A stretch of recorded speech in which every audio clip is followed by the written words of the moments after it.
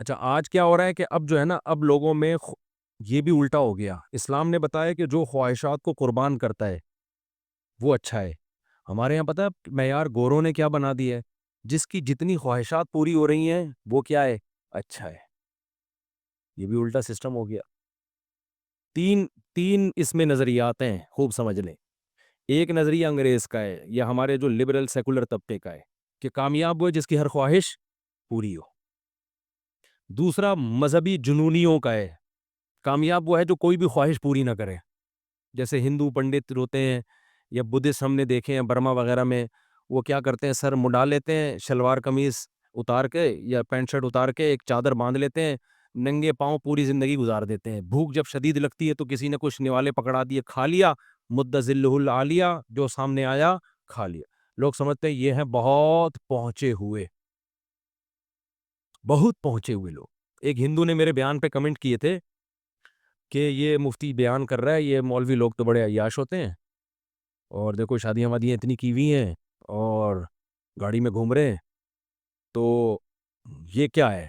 اصل تو پتہ نہیں ہندی میں کچھ لکھا تھا، مجھے سمجھ میں نہیں آیا پورا.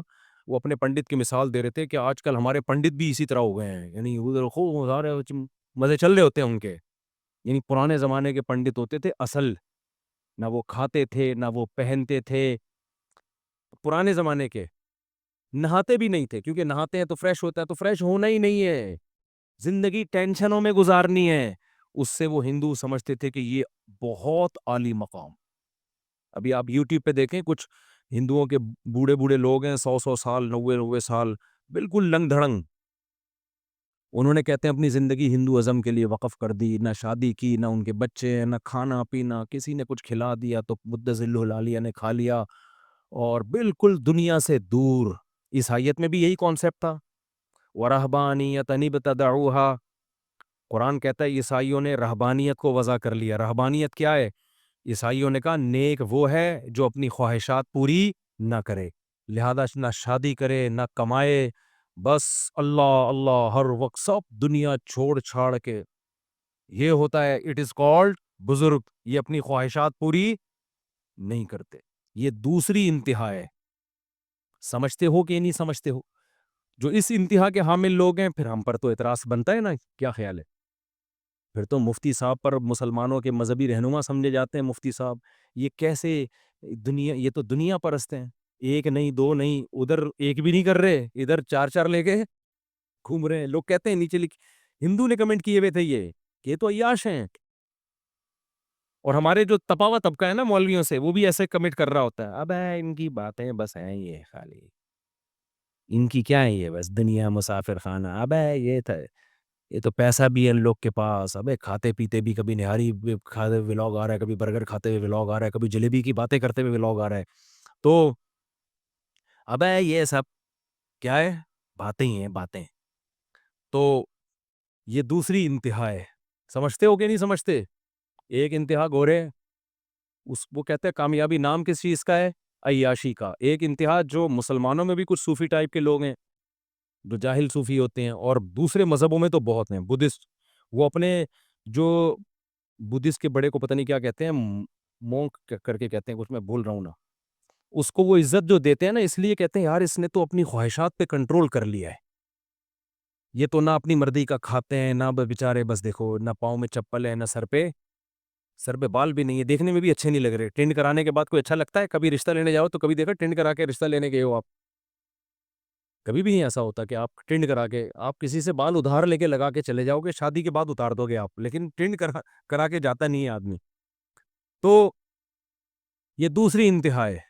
اسلام نے کیسی زبردست بات کی. اسلام نے کہا بھائی دیکھو، انسان عمل سے انسان بنتا ہے، انسان کی ویلیو عمل کی بیس پر ہے. تو جو خواہشات بری ہیں ان کو چھوڑ دو.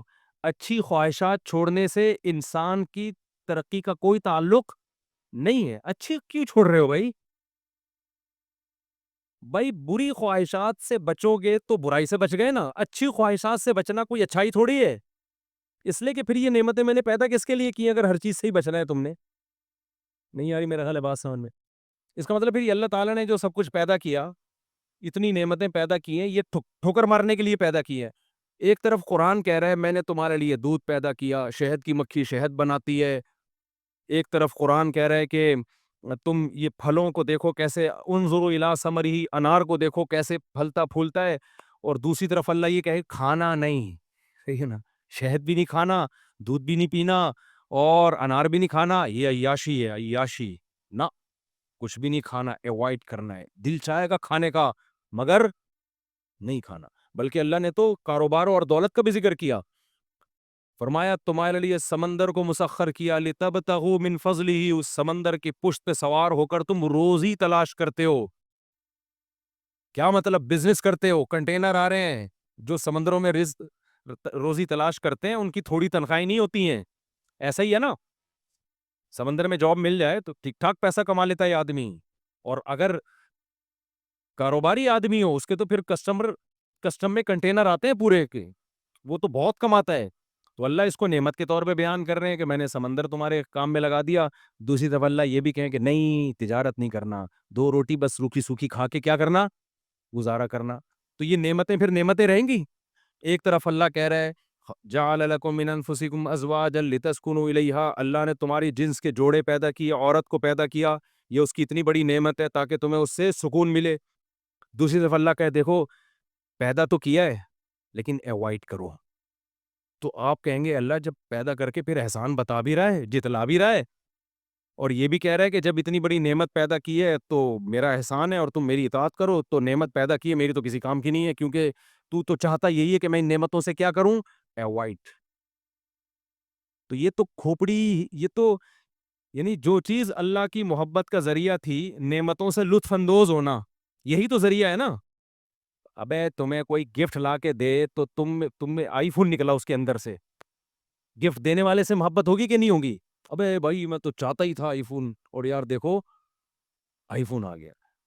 اگر آپ کو اس سے نفرت ہو کہ نہیں میں نے چاہیے ہی نہیں، ڈبہ رکھوں گا فون تو لے جا، ٹھیک ہے، جو اندر کی کریم ہے وہ مجھے تو لے جا، ڈبہ میں رکھوں گا، تو وہ تو پھر کوئی گفٹ ہی نہیں دے گا آپ کو کہ یار اس کے تو ڈبوں سے محبت ہے، اس کو اندر جو چیز ہے اس سے تو محبت ہی نہیں ہے اس کو۔ تو اللہ اتنی نعمتیں بیان کر رہا ہے، کھجوروں کے باغات، انگوروں کے باغات، بہتے ہوئے چشمے، اور تمہارے لیے ہم نے گھر بنائے رہنے کے لیے، اور تمہارے لیے انار بنایا ہم نے، انظروا الی ثمرہ، اس انار کو دیکھو کیسا پھلتا ہے، اور چوپایوں میں عبرت ہے، سوکھا چارہ کھلاتے ہو کیسا چکنا گاڑا دودھ پیدا ہوتا ہے تمہارے لیے، اور شہد کیسے ہم تمہارے لیے پیدا کرتے ہیں، مکھی کو ہم نے اتنی سی کھوپڑی ہے مکھی کی، اس کو ہم نے سکھا دیا کہ ان اتخذی من الجبال بیوتا ومن الشجر ومما یعرشون، لوگ تیرے لیے گھر بنائیں گے تو اس میں بھی چھت شہد بنانا، پہاڑوں پہ بھی شہد بنانا، درختوں پہ بھی شہد بنانا، یخرج من بطونها شراب مختلف الوانہ، اللہ کہتے ہیں کیسا اس کے پیٹ سے مختلف رنگوں کا مشروب نکلتا ہے اس کے پیٹ سے۔ تو یہ ساری نعمتیں اگر اسلام کہتا خواہشات پوری ہی نہیں کرنی ہے، ہندوؤں کی طرح پنڈت جو ان کے ہوتے ہیں کچھ بھی نہیں کھا رہے ہوتے بیچارے، اور گوشت بھی نہیں کھا سکتے، اللہ نے گوشت کا بھی بہت تذکرہ کیا ہے۔ اب ہندوازم میں گوشت کیا ہے؟ برا سمجھا گیا ہے، کھاتے ہیں لیکن وہ اچھی بات نہیں ہے۔ اللہ میاں کیا کہہ رہے ہیں؟ ممنھا تاکلون، انہی جانوروں کو تم کھاتے ہو، یہ ہماری نعمت ہے، ان کو مسخر کر دیا، ان کا گوشت بھی کھاتے ہو تم۔ تو یہ ساری نعمتیں اللہ کی نعمتیں جب بنیں گی جب ان کو استعمال کرنے سے اللہ ناراض ہونے کے بجائے کیا ہوگا؟ خوش ہوگا۔ آپ کی کسی نے دعوت کی، میزبان نے بلایا، اور آپ آگے بیٹھ کے بغیر کھائے چلے گئے، آپ کہو گے کہ میں چاہ رہا تھا آپ کا خرچہ بچ جائے، اس لیے میں نے اس سلسلے میں کچھ بھی نہیں کھایا۔ تو میزبان اگر انتہائی درجے کا کنجوس مکھی چوس ہوگا، یہ مکھی چوس پتہ ہے کیوں مشہور ہوا؟ کہ کنجوس چائے پی رہا تھا، مکھی گر گئی، جب مکھی نکلی ہے تو وہ چوس کے پھینک دیا، استغفر اللہ، پھینک دی اس نے کہا اس پہ تھوڑی سی چائے لگی ہوئی تھی وہ ضائع نہ ہو جائے۔ تو اگر میزبان کنجوس مکھی چوس ہوگا تو بہت خوش ہوگا، لیکن اگر وہ کنجوس نہیں ہے تو اس کو خوشی کے بجائے تکلیف ہوگی۔ تکلیف اس بات کی ہوگی یار میں نے بنایا تھا، یہ چٹخارے لے کے کھاتا، پھر اس کے دل میں میری محبت پیدا ہوتی، یار وسیم بھائی نے آج کیا بہترین دعوت کی ہے۔ کوئی وسیم بھائی بیٹھے ہوں تو سمجھ جائیں کیا کہنا چاہ رہا ہوں میں۔ وسیم بھائی نے آج میری کیا بہترین دعوت کی ہے۔ دعوت محبت کی وجہ سے کی جاتی ہے نا۔ ابے کوئی دعوت کرتا ہے تو اس لیے تاکہ آپس کا ریلیشن کیا ہو جائے، مضبوط. تو اللہ میاں نے اتنی نعمتیں پیدا کی اور پھر اللہ نے اولاد کی نعمت کا بھی تذکرہ کیا, بیوی کی نعمت کا بھی تذکرہ کیا, والدین کی نعمت کا بھی تذکرہ کیا, ہم جو تجارتیں کرتے ہیں اس کا بھی تذکرہ کیا, جو مویشی چراتے ہیں اس کا بھی تذکرہ کیا. فرمایا وَلَكُمْ فِيهِ جَمَالٌ حِينَ تُرِيحُونَ وَحِينَ تَسْرَحُونَ. دیہاتی آدمی کو اللہ نے کہا جب تو اپنی بکریوں کا ریوڑ لے کے صبح نکلتا ہے اور شام کو واپس لوٹتا ہے, اس میں بھی تیرے لیے ایک جمال ہوتا ہے, ایک خوبصورتی ہوتی ہے. بھائی اتنا مال ہے اس کے پاس, لے کے صبح جا رہا ہے اور شام کو لے کے واپس آ رہا ہے, ایک زینت ہوتی ہے.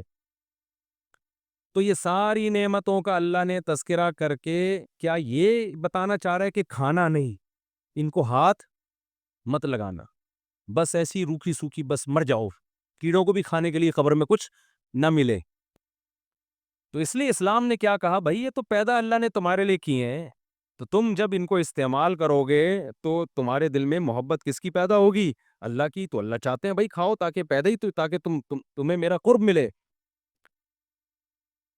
تو اسلام نے کہا کہ بھئی خواہشات پوری کرنا برا نہیں ہے, بری خواہشات پوری کرنا برا ہے, بس بری خواہشات چھوڑ دو, حلال تو اس لیے ہندو پنڈت, اگر وہ پنڈت تو نہیں تھا, کوئی بندہ تھا جس نے کمنٹس کیے تھے نا میرے خلاف کہ مفتی صاحب دیکھو اتنے مزے اڑا رہے ہیں, تو بھئی واقعی الحمدللہ ہم کیا کر رہے ہیں, مزے اڑا رہے ہیں الحمدللہ, اللہ نے ہمیں نعمت دی ہے,